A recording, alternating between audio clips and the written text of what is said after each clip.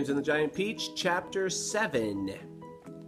The two women and the small boy stood absolutely still on the grass underneath the tree, gazing up at this extraordinary fruit. James's little face was glowing with excitement.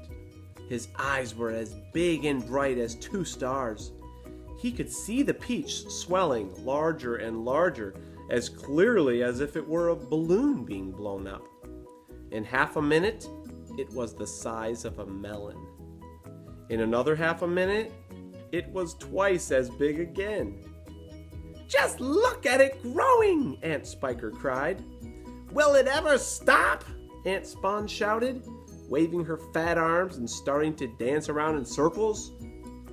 And now it was so big it looked like an enormous butter-colored pumpkin dangling from the top of the tree. "Get away from that tree trunk, you stupid boy!" Aunt Spiker yelled. "The slightest shake and I'm sure it'll fall off. It must weigh 20 or 30 pounds at least." The branch that the peach was growing upon was beginning to bend over further and further because of the weight. "Stand back!" Aunt Sponge shouted. "It's coming down! The branch is going to break!" But the branch didn't break. It simply bent over more and more as the peach got heavier and heavier. And still, it went on growing. In another minute, this mammoth fruit was as large and round and fat as Aunt Sponge herself, and probably just as heavy.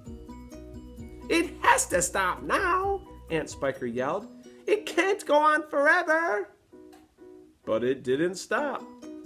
Soon it was the size of a small car, and reached halfway to the ground. Both ants were now hopping around and around the tree, clapping their hands and shouting all sorts of silly things in their excitement. "Hallelujah!" Aunt Spiker shouted. "What a peach! What a peach!"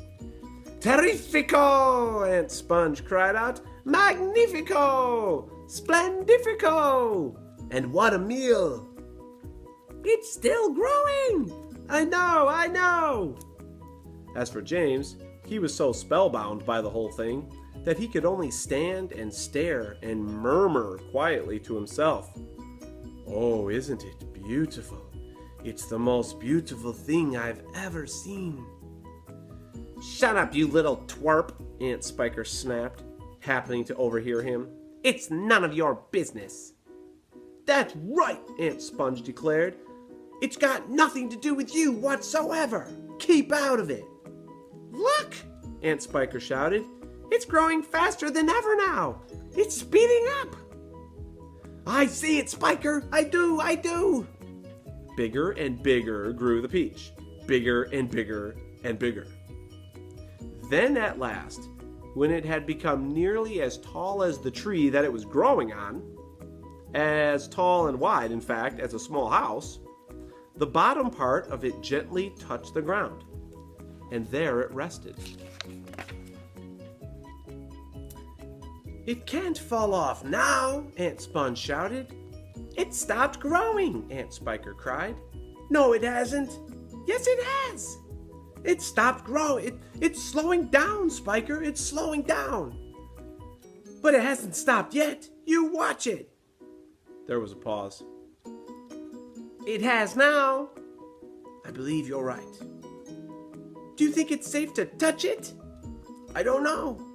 We'd better be careful." Aunt Sponge and Aunt Spiker began walking slowly around the peach, inspecting it very cautiously from all sides. They were like a couple of hunters who had just shot an elephant and were not quite sure whether it was dead or alive. And the massive round fruit towered over them so high that they looked like midgets from another world beside it. The skin of the peach was very beautiful, a rich buttery yellow with patches of brilliant pink and red. Aunt Sponge advanced cautiously and touched it with the tip of one finger. "It's ripe!" she cried. "It's just perfect! Now, see here, Spiker! Why don't we go and get us a shovel right away and dig out a great big hunk of it for you and me to eat? No, Aunt Spiker said, not yet. Why ever not? Because I said so. But I can't wait to eat some, Aunt Sponge cried out. She was watering at the mouth now, and a thin trickle of spit was running down one side of her chin. My dear Sponge, Aunt Spiker said slowly, winking at her sister and smiling a sly, thin-lipped smile. There's a pile of money to be made out of this, if only we handle it right. You wait and see. Chapter 8. Chapter 8. The news that a peach almost as big as a house had suddenly appeared in someone's garden spread like wildfire across the countryside, and the next day a stream of people came scrambling up the steep hill to gaze upon this marvel. Quickly, Aunt Sponge and Aunt Spiker called in carpenters and had them build a strong fence around the peach to save it from the crowd. And at the same time, these two crafty women stationed themselves at the front gate with a large bunch of tickets and started charging everyone for coming in. Roll up, Aunt Spiker yelled. Only 1 shilling to see the giant peach. Half price for children under 6 weeks old, Aunt Sponge shouted. One at a time, please. Don't push. You're all going to get in. Hey, you, come back here. You haven't paid. By lunchtime, the whole place was a seething mass of men, women, and children, all pushing and shoving to get a glimpse at this miraculous fruit.